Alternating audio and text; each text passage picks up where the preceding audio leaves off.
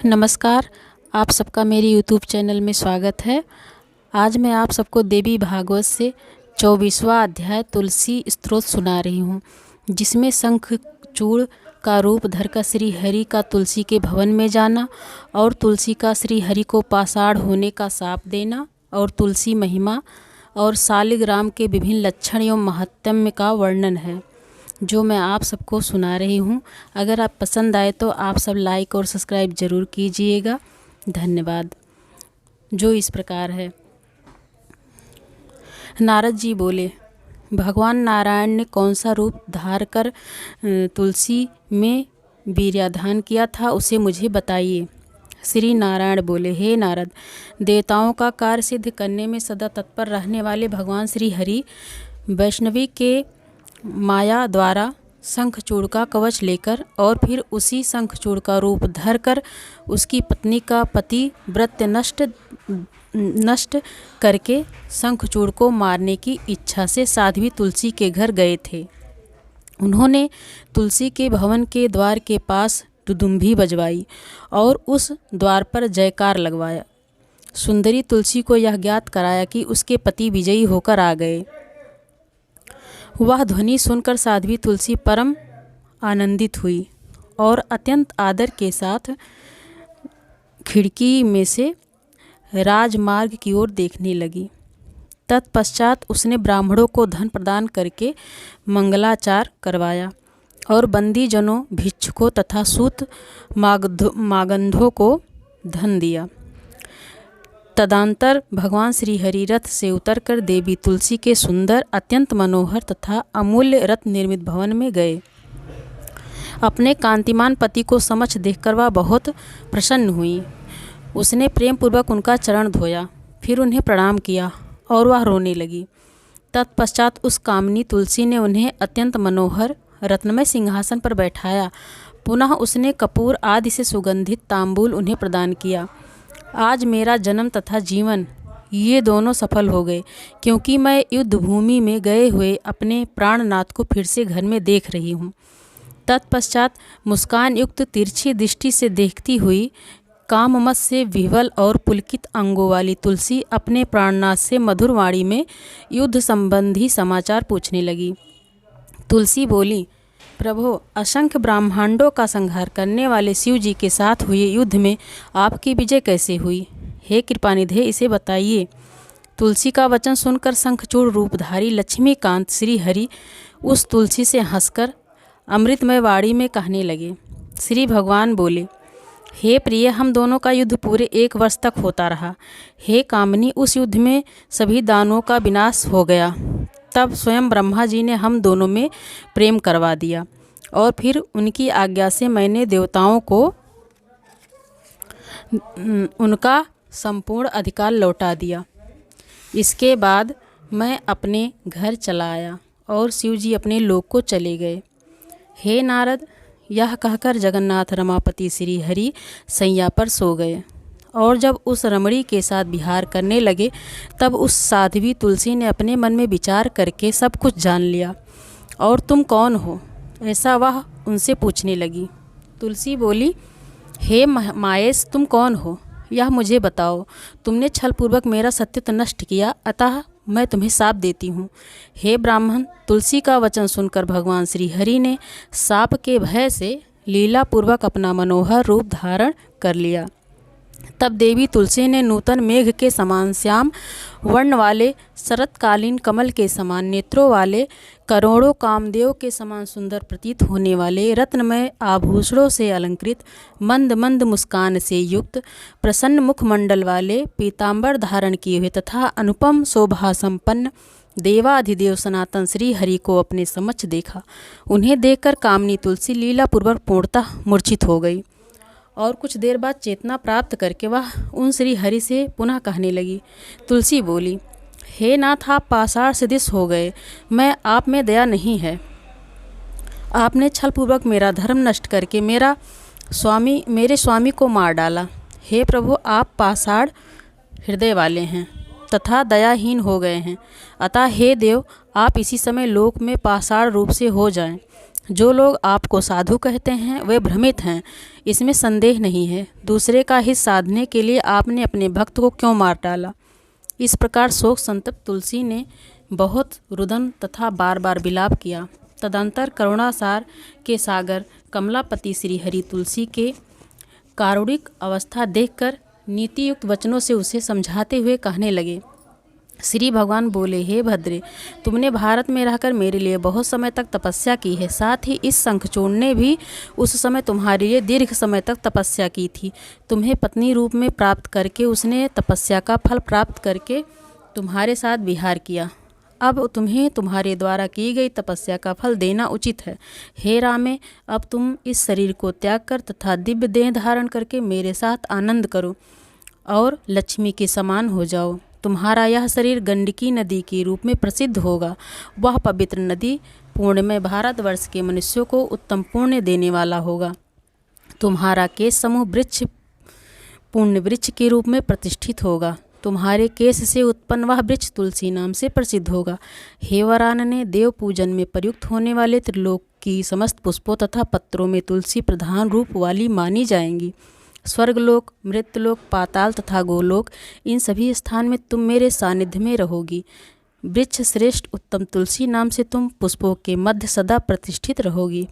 गोलोक, बिरजा नदी के तट, रासमंडल, वृंदावन, भांडीरवन, चंपकवन, मनोहर, चंदनवन, माधवी, केतकी, कुंद, मालिका, मालतीवन, इन सभी पुण्यमय स्थानों में तुम्हारा पुण्यप्रद वास होगा। तुलसी वृक्ष के मूलों के सानिध्य वाले पुण्यमय स्थानों में समस्त तीर्थों का पुण्यप्रद अधिष्ठान होगा। हे वरानने, तुलसी के पत्र अपने ऊपर पड़े, इस उद्देश्य से वहाँ पर मेरा तथा सभी देवताओं का निवास होगा। तुलसी पत्र के जल से जो व्यक्ति स्नान करता है उसने मानो सभी तीर्थों में स्नान कर लिया और वह सभी यज्ञों में दीक्षित हो गया।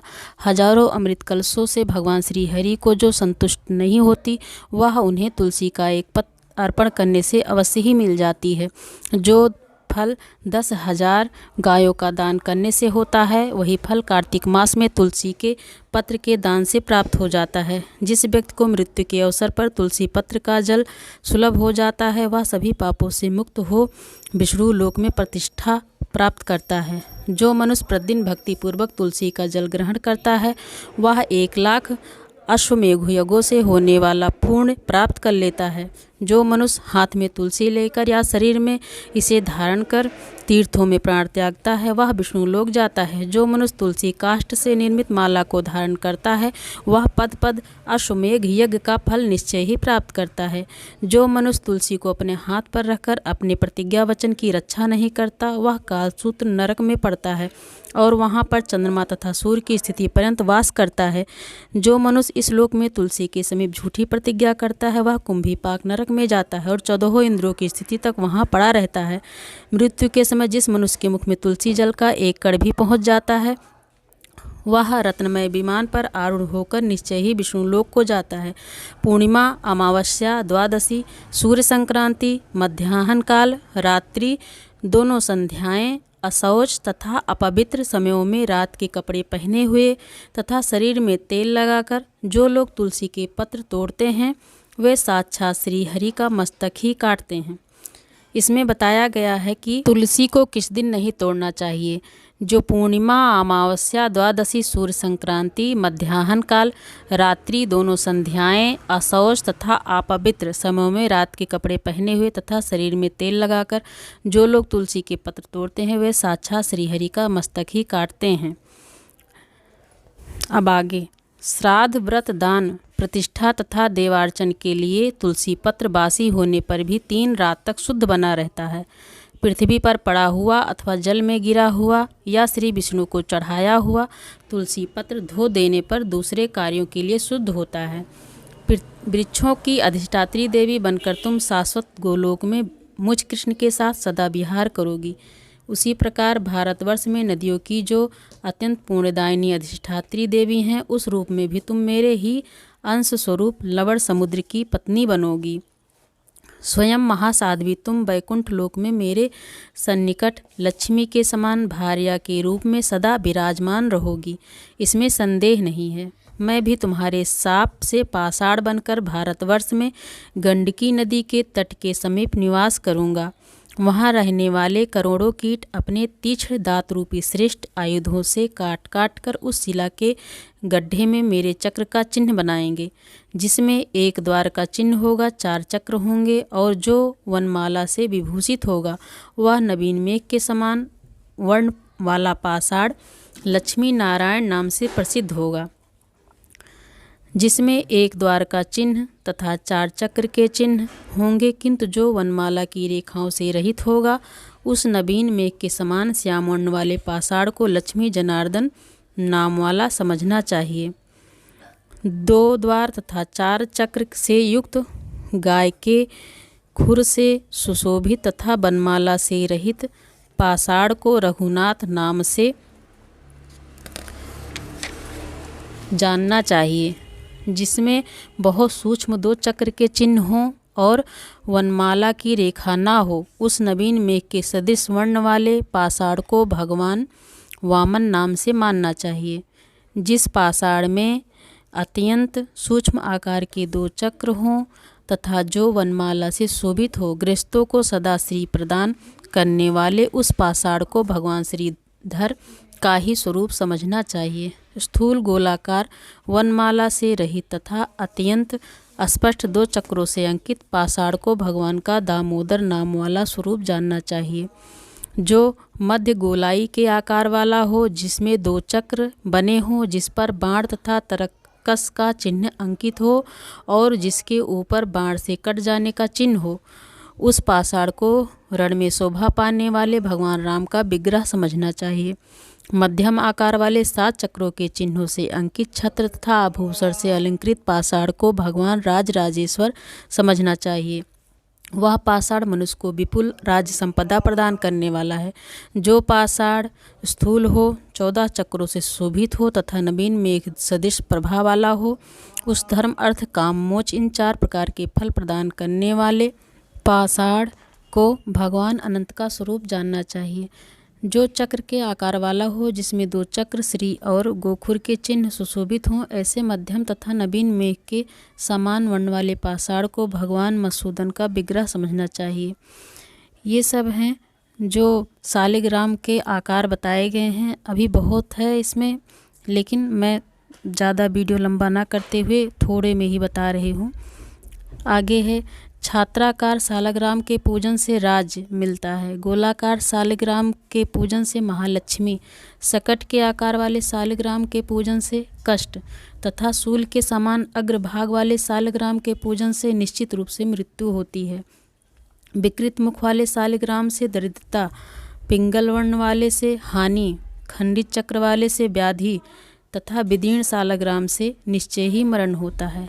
व्रत, स्नान, प्रतिष्ठा, श्राद्ध तथा देव पूजन आदि जो भी कर्म शालिग्राम की सानिधि में किया जाता है वह प्रशस्त माना जाता है, और वह कर्ता मानो सभी तीर्थों में स्नान कर चुका हो और सभी यज्ञों में दीक्षित हो गया है। इस प्रकार उसे संपूर्ण यज्ञों, तीर्थों, व्रतों और तपस्याओं का फल मिल जाता है। चारों वेदों के पढ़ने तथा तपस्या करने से जो पुण्य प्राप्त होता है वह पुण्य शालिग्राम की शिला के पूजन से निश्चित रूप से सुलभ हो जाता है। जो मनुष्य शालिग्राम शिला के जल का नित्य पान करता है वह देवाभिलषित प्रसाद प्राप्त कर लेता है, इसमें संदेह नहीं है। समस्त तीर्थ उसका स्पर्श करना चाहते हैं। वह जीवन मुक्त तथा परम पवित्र मनुष्य अंत में भगवान श्री हरि के लोक चला जाता है। वहाँ पर वह भगवान श्री हरि के साथ असंख्य प्राकृत प्रलय पर्यंत रहता है। वह वहाँ भगवान का दास्य भाव प्राप्त कर लेता है और उनके सेवा कार्य में नियुक्त हो जाता है। ब्रह्म हत्या सदृश जो कोई भी पाप हो वे भी उस व्यक्ति को देखते ही उसी प्रकार भाग जाते हैं जैसे गरुड़ को देखकर सर्प। उस मनुष्य के चरण की रस से पृथ्वी देवी तुरंत पवित्र हो जाती हैं और उसके जन्म से उसके लाखों पितरों का उद्धार हो जाता है। जो मनुष्य मृत्यु के समय शालिग्राम शिला के जल का पान कर लेता है वह समस्त पापों से मुक्त होकर विष्णु लोक को चला जाता है। इस प्रकार वह सभी कर्म भोगों से मुक्त होकर निर्वाण मुक्ति प्राप्त कर लेता है और भगवान विष्णु के चरणों में लीन हो जाता है। इसमें संशय नहीं है। शालिग्राम शिला को हाथ में लेकर जो मनुष्य मिथ्या वचन बोलता है वह कुंभीपाक नरक में जाता है और ब्रह्मा की आयु पर्यंत वह निवास करता है। जो शालिग्राम शिला को हाथ में लेकर अपने द्वार की गई प्रतिज्ञा का पालन नहीं करता वह असिपत्र नामक नरक में जाता है और वह 1,00,000 मनवंतर की अवधि तक रहता है। हे कांते, जो मनुष्य शालिग्राम शिला से तुलसी पत्र को हटा देता है वह दूसरे जन्म में स्त्री से वियुक्त हो जाता है। उसी प्रकार जो पुरुष शंख से तुलसी पत्र को अलग करता है वह भी 7 जन्मों तक भार्या विहीन तथा रोग युक्त रहता है। जो महाज्ञानी व्यक्ति शालिग्राम तुलसी और शंख को एकत्र रखता है वह भगवान श्री हरि के लिए अत्यंत प्रिय रहता है। जो पुरुष एक बार भी जिस किसी स्त्री के साथ एकांतवास कर लेता है वियोग होने पर उसका दुख उन दोनों को परस्पर होता है। तुम 1 मनवंतर की अवधि तक शंखचूड़ की भार्या रह चुकी हो, अतः उसके साथ तुम्हारा वियोग कष्टदायक तो होगा ही। हे नारद, उस तुलसी से ऐसा कहकर भगवान श्रीहरि चुप हो गए। तुलसी अपना वह शरीर त्याग कर और दिव्य रूप धारण करके श्रीहरि के वक्षा स्थल पर लक्ष्मी की भांति सुशोभित होने लगी। इसके बाद वे लक्ष्मीपति श्रीहरि उसके साथ वैकुंठ लोक चले गए। हे नारद, इस प्रकार लक्ष्मी, सरस्वती, गंगा और तुलसी ये चारों देवियाँ भगवान श्रीहरि की पत्नियाँ हुईं। उसी समय तुरंत तुलसी के शरीर से गंडकी नदी उत्पन्न हुई और भगवान श्रीहरि उसी के तट पर मनुष्यों के लिए पुण्यप्रद शालिग्राम बन गए।